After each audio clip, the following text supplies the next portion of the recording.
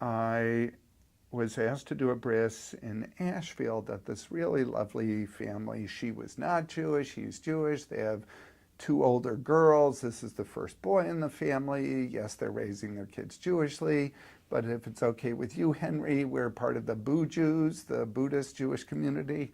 We're really doing more Buddhist stuff, but we still, celebrate Passover, and, I said, sounds good.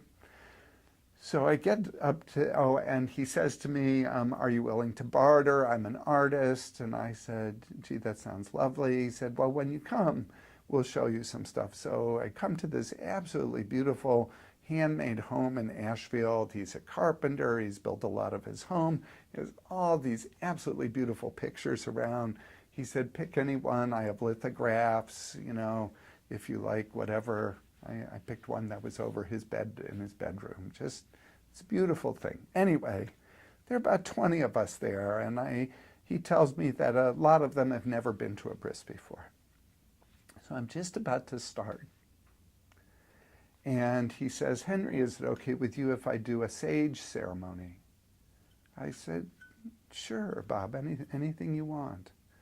And he takes some sage and he lights it on fire, and he has this smudge pot, and he passes his smudge pot around to everybody, and he says, what I would like you all to do is breathe in the smoke from the sage and imagine that you are about to have the most profound religious experience of your life.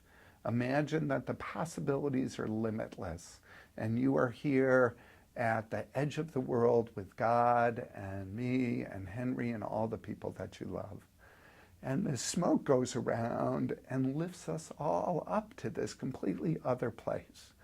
I don't even remember what I said, but everybody was just floating. It was, I left there feeling like, my goodness, here's this new tradition I should start. I did not. It's a little too non-Jewish. But if we're all seeking, it seems like a really wonderful way to seek, to just go into people's homes and say, open me up too to the possibilities. Open yourself up, that's what he said. Open yourself up to the possibility that this could be a profound experience. And I heard another friend of mine say that he heard another mohel say, if you watch carefully, you may catch a glimpse of me doing a circumcision.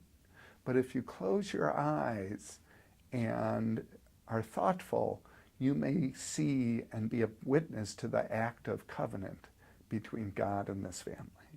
So sometimes I'll say something like that. It's, what does that do? It makes it so nobody watches the mohel and you feel more comfortable.